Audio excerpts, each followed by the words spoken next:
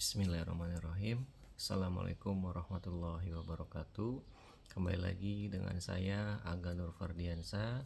Pada kesempatan sharing pembelajaran kali ini, saya ingin melanjutkan mengenai buku yang saya baca, yaitu buku Quality Means Survival, Mutu atau Mati.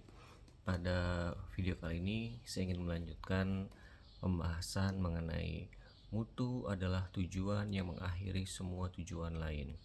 Kata pepatah, jika kamu mengejar dua kelinci, dua-duanya maka akan lolos. Atau seperti menurut Texas Instruments, lebih dari dua tujuan sama artinya dengan tak punya tujuan. Mutu merupakan mutu memampukan perusahaan-perusahaan untuk mencapai tujuan-tujuannya yang lain. Sebagaimana dikatakan oleh Phillips Crosby, jika kita memelihara dengan baik para pelanggan dan para pegawai, yang lain-lainnya akan berjalan baik dengan sendirinya. Mutu memungkinkan untuk menjadikan semua kepentingan bisnis yang utama ke dalam satu fokus seperti menurunkan biaya, meningkatkan produktivitas, kerjasama, komunikasi, dan pengembangan. Semua kepentingan di atas akan memperoleh sinergi dan mempunyai arti jika dikaitkan pada sasaran perusahaan untuk mencapai mutu dan pelayanan pelanggan yang baik. Jika kita mengutamakan mutu, semua yang lain akan ikut terseret dengan sendirinya, seperti pelanggan yang puas, biaya yang rendah, stok barang yang rendah, penyampaian barang atau jasa yang cepat, pegawai yang termotivasi, serta penjualan dan laba yang meningkat.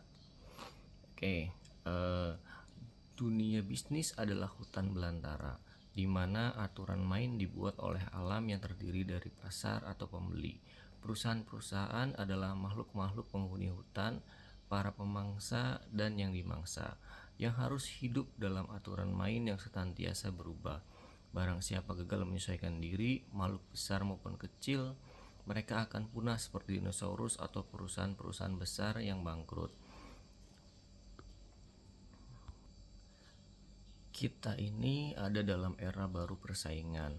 Total Quality Management atau TQM atau yang kita sebut dengan manajemen mutu terpadu atau MMT tidak lagi merupakan pilihan atau kekecualian. Hal tersebut sudah menjadi normal untuk bisa bersaing. Sebagian dari kita sudah menjadi normal untuk bisa bersaing.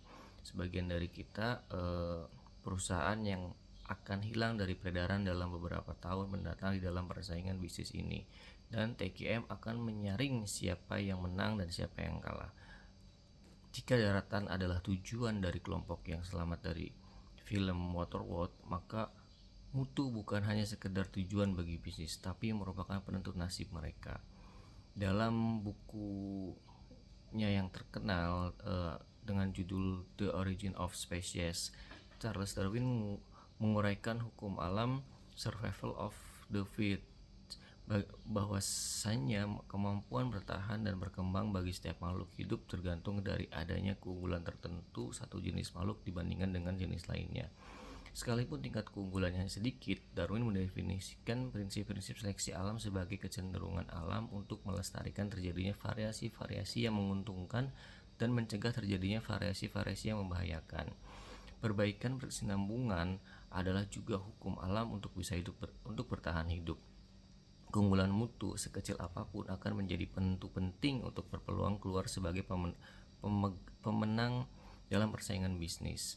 Bila kita mengirim pesanan pelanggan sehari atau bahkan setengah jam lebih cepat, atau bila cacat barang kita 0,5% lebih sedikit, atau bila kita menyambut pelanggan kita dengan senyum sedangkan lainnya tidak, maka dalam jangka panjang para pelanggan akan bertindak seperti sang alam yang memilih kita yang lebih baik dari masa pesaing-pesaing yang biasa-biasa saja.